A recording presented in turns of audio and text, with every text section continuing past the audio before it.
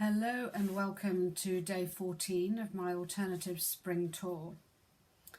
Today I'm going to continue a little bit of a theme that's evolved this week, which is to do with sexuality, age, discrimination, prejudice. Yesterday I posted a picture from the exhibition called Into the Deep, which sits behind me on the wall there. And today I'm going to do a reading for you which is related directly to that. And it's from a section in the book called Relationships, and it's called The First Cut. I fell deeply in love for the first time when I was 18.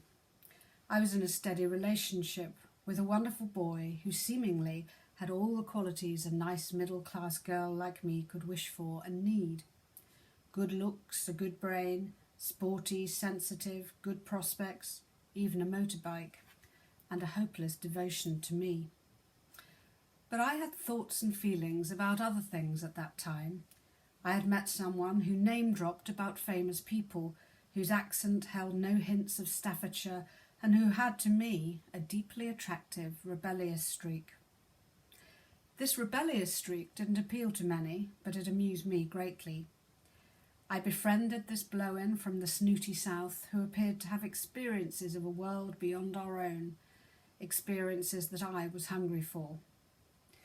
And this person was a woman, a potentially dangerous liaison indeed. Having long recognised that I was pulled physically and emotionally towards both sexes, I did believe that any attraction I had for women was likely to be a phase.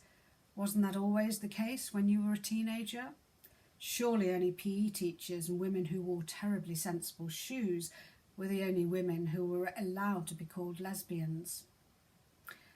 Lipstick lesbians hadn't been invented in 1977, as far as I know or knew of then, in my somewhat closeted hometown.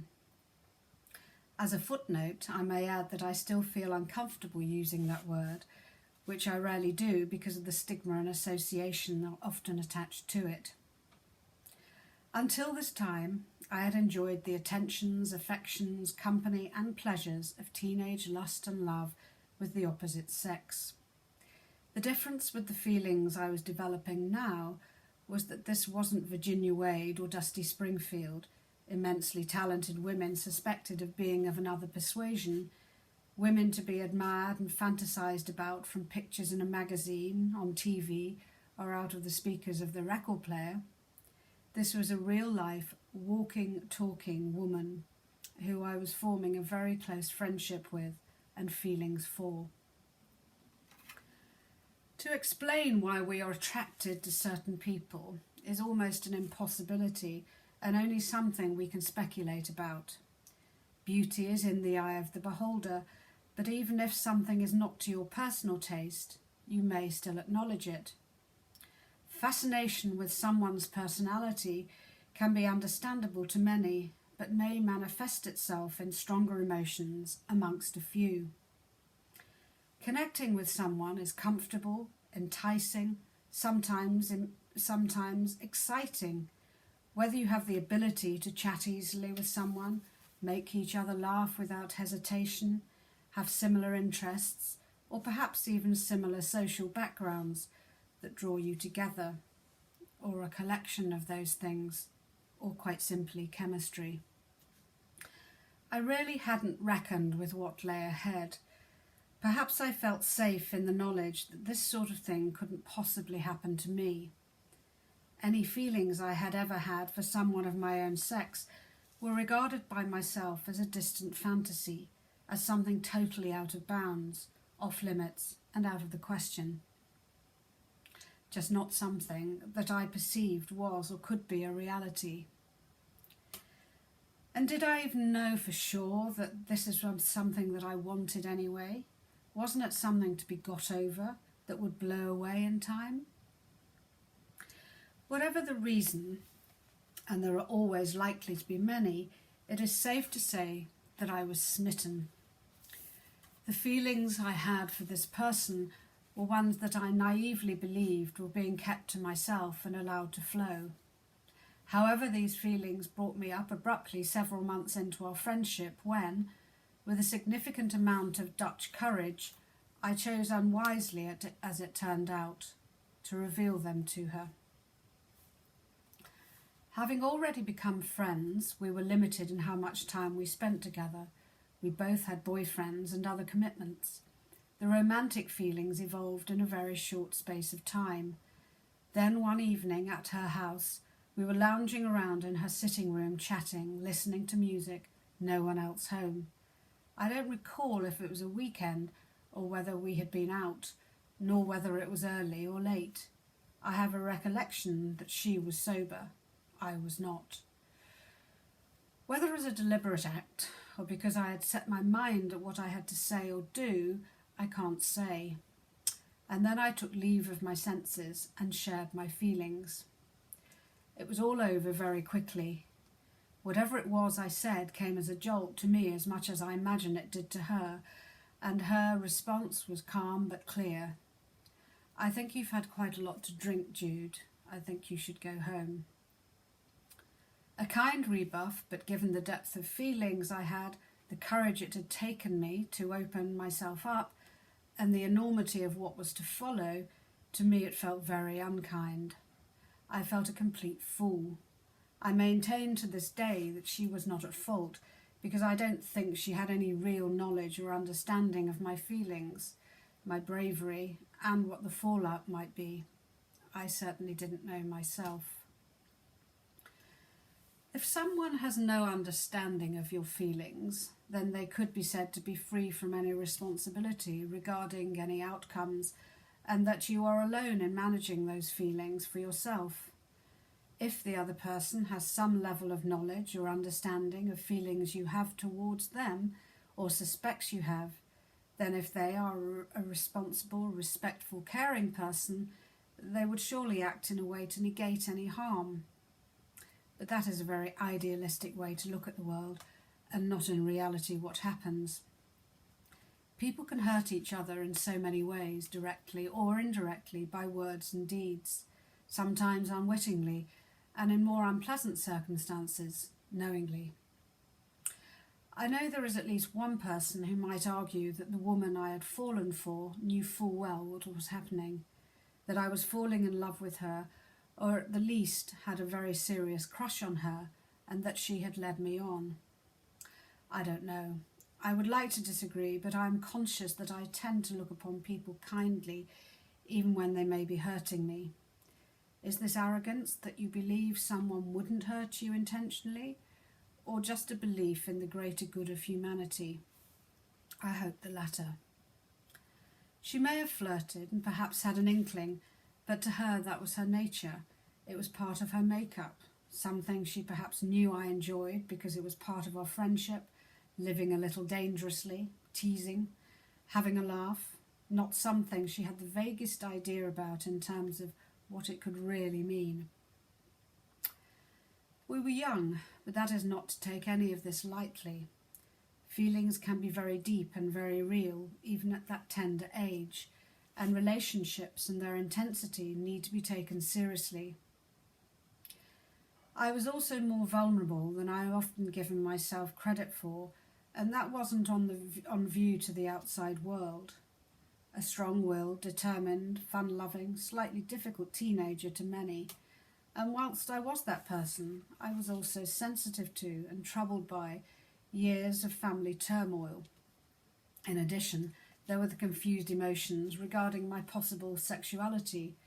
I was muddling through in a family and society where sharing your problems on any level was not encouraged nor indulged.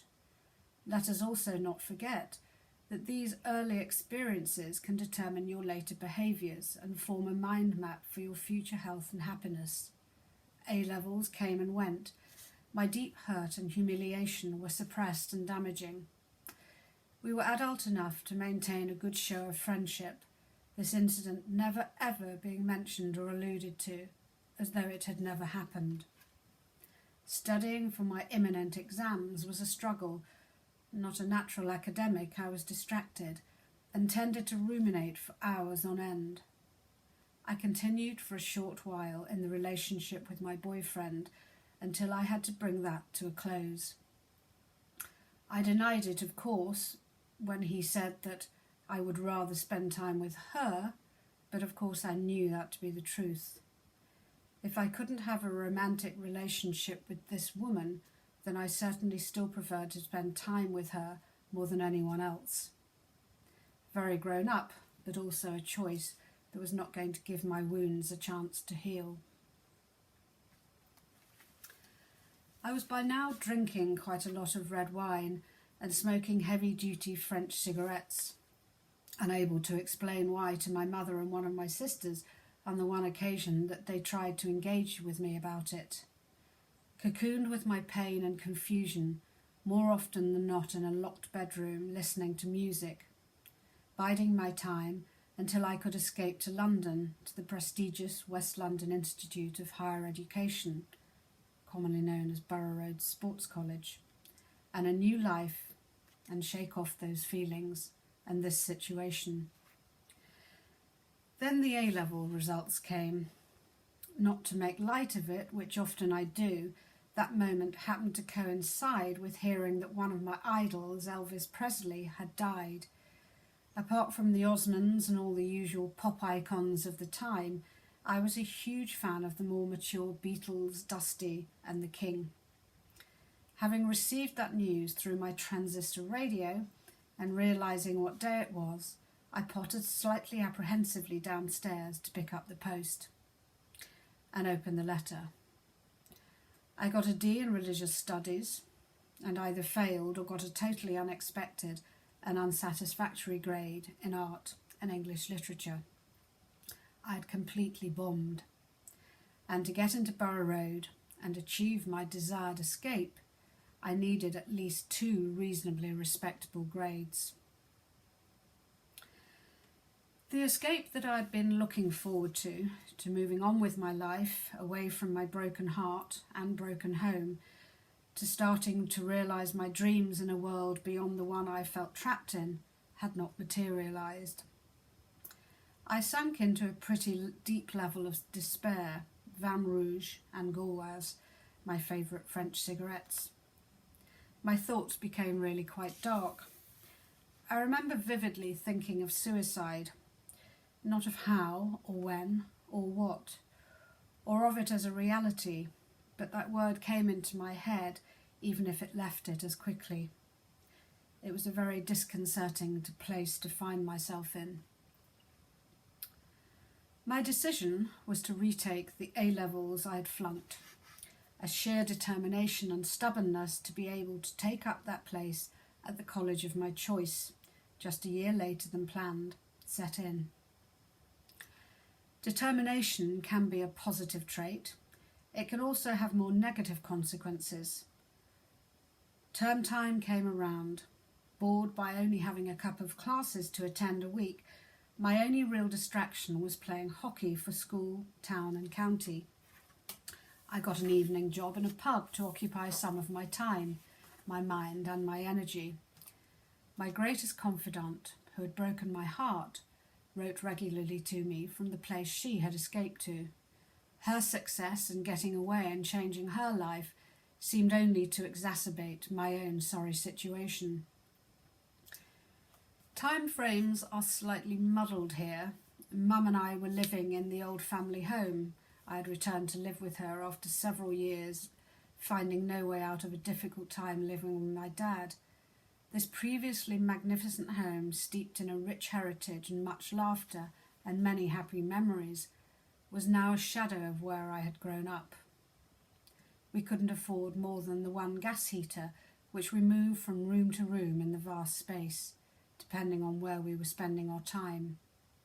We held wholesales to sell off toys to make some money, and I kept all of my troubles to myself, as I know my mother did hers. At some stage, I started taking laxatives. I will not indulge you with any detail, but my circumstances were taking me into the world of an eating disorder. I have no recollection of why I started on this route. I don't recall having an especially poor body image. It may have been about control. I believe it most certainly would have been to do with self-respect, self-esteem, and the feeling of failure and lack of validation. Those things are probably enough. As time went on, I would say about 4 to 5 months, I was losing some weight. Mum and I moved to a small townhouse, which was a good thing, and she was by now spending increasing amounts of time with a family friend whose wife had died. He told me about a small health club that he went to and encouraged me to try it out. I did, and became obsessive about exercise, and now started to lose furious amounts of weight. The irony is that I felt fit, I felt healthy, I felt satisfied, and I did feel in control and confident. But I went from 10.5 to 7 stone within a matter of months. I was eating very healthily when I ate, but I was punishing my body with the amount of exercise I was doing in the gym, walking, running, playing hockey. My stepfather-to-be virtually moved in with us and was the only person I recollect addressing my anorexia, exercise bulimia, with me. One evening, he and I were sitting watching TV, he recumbent on the floor as was his way, me curled up in an armchair. Mum wasn't in the room. Without making eye contact, he said this to me. "You know, if you don't start eating more, you won't have the energy to go on tour to Germany. What a pity that would be. I'm just saying." I didn't reply. We continued with our eyes focused on the TV, and no more was said. I was due to go away with the county hockey team in a few months' time. This was something so important to me, and I would deem it a failure if I wasn't able to go. Things had switched for me in that moment. I went on that hockey tour. That summer, we all moved to a beautiful home together outside Burton. Mum married, and I gained a stepfather. And having risen to 8 stone, in September of 1978, I took up my place at Borough Road Sports College. I maintained my friendship, albeit from afar, with the woman who had perhaps kick-started a series of events. I returned to boyfriends at college in my first 2 years. As I went away, she returned home. Throughout our mid to late 20s, we remained good friends, with me visiting her and she visiting me in London, coming into what was by then my clearly gay existence. Whatever had passed back in our late teens was never spoken of. We carried on exchanging Christmas cards until recent years, and then they arrived no longer. It was the first cut. More were to come for me in the ensuing years, but that was the deepest, most revealing, and most damaging, the repercussions of which, although not by choice, have likely remained with me. Thank you.